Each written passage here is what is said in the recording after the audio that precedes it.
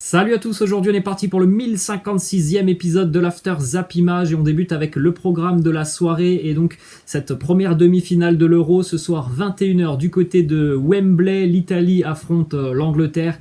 Le match est diffusé sur TF1. Quelques déclarations autour de cette rencontre entre Italiens et Espagnols. Premièrement, déclaration du sélectionneur de l'Aurora, Luis Enrique, qui nous parle de la bataille de la possession de balle, puisque ce soir on a quand même deux équipes qui aiment avoir le ballon. Difficile de savoir quelle équipe va prendre le dessus sur son adversaire. Voilà la déclaration de Luis Enrique qui nous dit c'est l'une des questions majeures avant ce match. On est leader concernant la possession de balle sur le tournoi, mais l'Italie est aussi une sélection qui peut faire un très bon usage du ballon. Ce sera la première bataille à gagner, mais ils peuvent aussi jouer sans. Pour nous, c'est en tout cas très clair.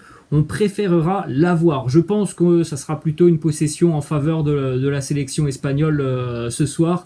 Même si l'Italie aime aussi avoir le ballon, il y a quand même un jeu, je trouve, beaucoup plus direct côté italien que parfois on peut voir du côté de la sélection espagnole, de longues séquences de possession de balles. C'est pas forcément le cas du côté de l'Italie qui est capable de très rapidement accélérer. Ensuite, une déclaration de Leonardo Bonucci qui nous dit « Nous ferons tout pour rendre le peuple italien fier et maintenant nous jouons aussi pour atteindre la finale pour Leonardo Spinazzola, malheureusement sorti sur blessure lors du match face à la Belgique il y a quelques jours. » Ensuite, une déclaration du sélectionneur italien Roberto Mancini qui nous dit « L'Espagne est une grande nation avec un grand entraîneur qui a gagné beaucoup de trophées. Ce match sera ouvert et difficile, encore comme contre la Belgique. » Autre déclaration de Roberto Mancini qui nous dit « Le tiki-taka, c'est un football qu'ils ont inventé du côté de l'Espagne. Ils l'ont joué lors des 15 ou 20 dernières années. Il les a menés à des succès extraordinaires et ils continuent à le faire parce qu'ils le font très bien. Le nôtre est légèrement différent. On est italien, on ne peut pas devenir espagnol d'un coup. On essaiera de faire notre match. » Voilà, c'est un peu les petites différences qu'on peut retrouver entre ces deux sélections. Il est vrai que du côté de l'Espagne, on l'a dit, il y a parfois de très très longues séquences de possession qui n'aboutissent pas vraiment à quelque chose offensivement, alors que du côté de l'Italie, je trouve que parfois il y a des changements de rythme beaucoup plus intéressants. Ensuite, on a une déclaration de Leonardo Bonucci qui nous parle notamment de son duo avec Giorgio Chiellini. Il nous parle aussi de l'adversaire espagnol et il nous dit « Cela fait des années qu'on entend dire que l'Espagne est la meilleure nation. Leur force, c'est qu'à chaque match, ils veulent le montrer. Et il est évident que quand on se retrouve côte à côte avec Giorgio, on se connaît par cœur. Tout devient plus naturel pour nous. Ensemble, nous partageons la tâche du leadership. C'est la raison essentielle qui permet à chacun de donner le maximum. » Une petite information sur le match Italie-Belgique la semaine dernière avec le penalty de Romelu Lukaku.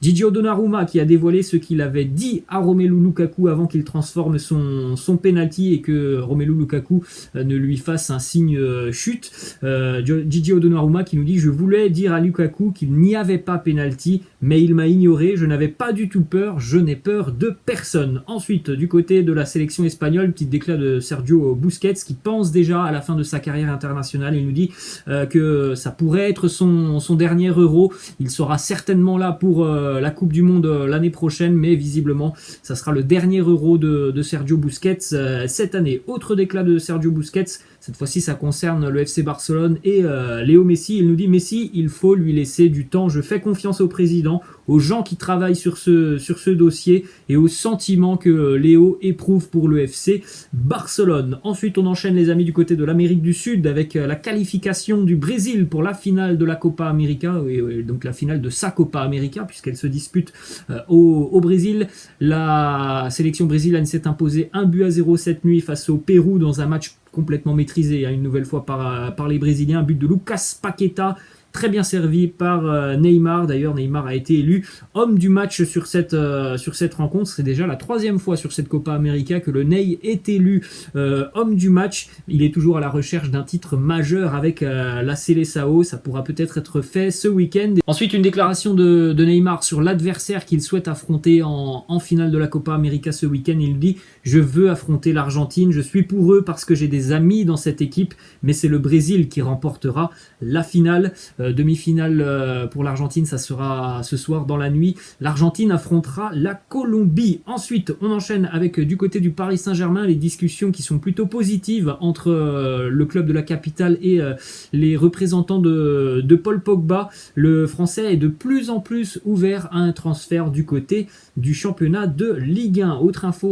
information côté parisien, le PSG étudie toujours les pistes qui mènent à Eduardo Camavinga et Léo Messi. Messi pour le moment n'a plus de contrat avec le FC Barcelone, et en ce qui concerne Eduardo Camavinga, visiblement il aurait informé le Stade Rennais qu'il ne prolongera pas son contrat qui s'achève dans un an au mois de juin 2022. Pour le moment, le Stade Rennais n'a toujours pas reçu d'offre formelle de la part de grands clubs européens, même si on sait que Manchester United devrait très rapidement arriver sur ce dossier avec une première offre qui devrait donc atteindre les 30 millions d'euros, mais c'est évidemment bien en dessous des attentes des dirigeants bretons. Une petite information côté Stade Rennais avec une arrivée. Loïc Badet quitte le Racing Club de Lens et s'engage donc avec le Stade Rennais, un transfert assez élevé pour les Bretons.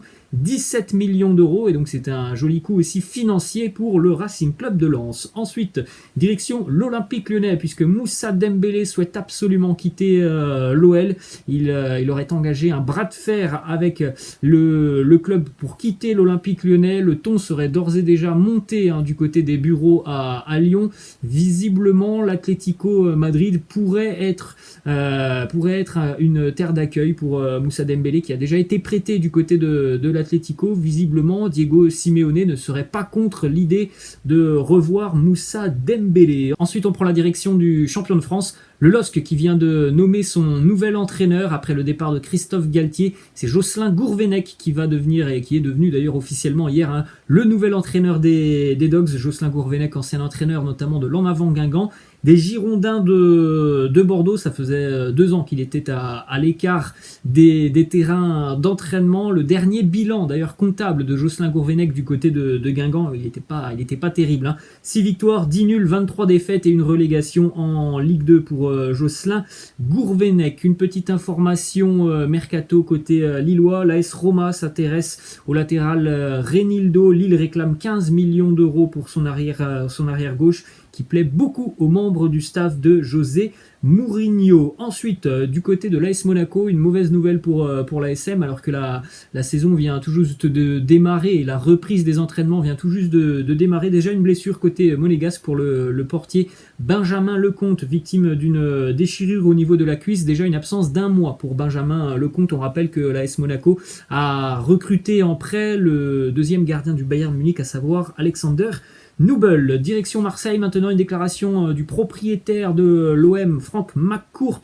qui nous dit: je suis là pour très longtemps. Donc encore une fois, ça va mettre un terme à toutes les rumeurs d'une éventuelle vente du club phocéen. Le propriétaire américain de l'Olympique de Marseille est là pour de nombreuses années. Petite information mercato aussi du côté de l'OM, ça bouge beaucoup sur la Canebière, avec une nouvelle arrivée qui devrait être officielle aujourd'hui, Matteo Guendouzi, et puis on attend même aussi dans le courant de la journée ou peut-être demain l'officialisation aussi de l'arrivée du nouveau gardien Pau Lopez. Ensuite, du côté de l'OM, on est aussi en train de négocier avec le Clermont Foot pour un prêt de Lucas Perrin. Le dossier pourrait se boucler dans la semaine. Lucas Perrin qui a eu quelques minutes de temps de jeu cette saison. Ça sera certainement beaucoup plus compliqué l'année prochaine, donc ça peut être une bonne opportunité pour lui d'avoir beaucoup plus de temps de jeu dans un club qui a eu une belle philosophie de jeu l'année dernière en Ligue 2, et puis dans un club qui va évidemment avoir besoin de se renforcer. Ensuite, on enchaîne du côté de l'OM avec une autre info mercato. Les dirigeants marseillais auraient pris contact avec l'entourage de Denis Bouanga. Pour le moment, il s'agit de simple prise de renseignements sur l'ailier gabonais. Petite image aussi du nouveau maillot de l'Olympique de Marseille qui a été porté ce week-end, puisque c'était le premier match de préparation pour l'OM. Marseille a affronté Martigues et s'est imposé tranquillement sur le score de 3-0. Donc vous avez Alvaro González qui portait le nouveau maillot de l'OM. Ensuite, Ensuite, petite information qui concerne Loïs Diony, l'attaquant du SCO Angers, qui est prêté du côté de la Serbie à l'Étoile Rouge de Belgrade pour une saison. Il y a une option d'achat d'ailleurs dans ce contrat. Information du côté de Dijon avec l'arrivée d'un défenseur très expérimenté. Le défenseur central du Montpellier Hérault, Daniel Congré, s'engage en provenance donc de Montpellier, même s'il était libre de tout contrat. Le défenseur a signé pour 2 ans du côté de Dijon avec une option en plus de ça si jamais le DFCO est de retour en Ligue 1. Un joueur très très expérimenté, ça va faire beaucoup de bien à l'arrière-garde du DFCO. Direction maintenant l'Espagne, ça concerne le Real Madrid qui aurait reçu une première offre de la part de Manchester United pour Raphaël Varane. Le montant est de 50 millions d'euros pour le moment. Le Real Madrid n'a pas encore répondu à cette offre des dirigeants mancuniens. Ensuite, une petite information d'ailleurs sur ce transfert de Raphaël Varane qui est en bonne voie. Du côté du Real Madrid, on pourrait profiter donc de cette situation et de ces négociations avec Manchester United pour pourquoi pas tenter d'inclure Donny van de Beek dans ce deal Varane du côté de Manchester United. On sait que Van de Beek c'était l'une des cibles du Real Madrid il y a un an. Il a choisi Manchester United. Donc le Real pourrait tenter de récupérer Van de Beek dans l'opération avec un prêt et une option d'achat. Ensuite, on enchaîne du côté du FC Barcelone. Ça concerne 2 joueurs catalans, 2 joueurs français, Ousmane Dembélé et Antoine Griezmann, puisque vous avez certainement vu cette vidéo qui est sortie, je crois, ce week-end, où on voit les 2 joueurs qui étaient donc du côté du Japon. C'était il y a 2 ans, et on les voit faire des remarques très très limites sur le personnel d'un hôtel.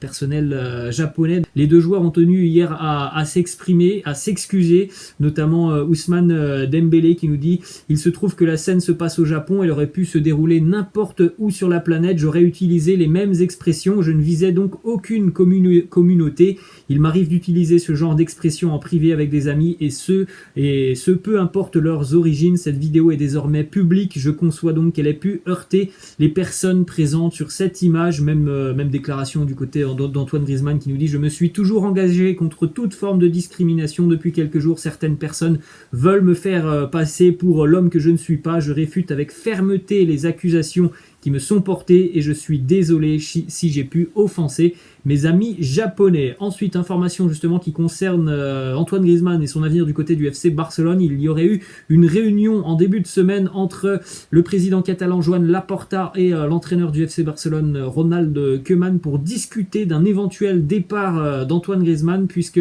ça pourrait être une nouvelle option pour favoriser la prolongation de contrat de Léo Messi. Évidemment, Antoine Griezmann touche aussi un gros salaire du côté du FC Barcelone, donc c'est dans les papiers côté catalan, se séparer d'Antoine Griezmann pour mener à bien la mission prolongation de Léo Messi. Autre info côté catalan, le Barça souhaite rompre le contrat de Samuel Umtiti de manière unilatérale, donc il faut que les 2 parties soient d'accord, alors que depuis quelques jours on entendait surtout parler d'un prêt pour Samuel Umtiti. Visiblement les choses ont changé. Lui aussi a quand même un salaire assez important côté catalan.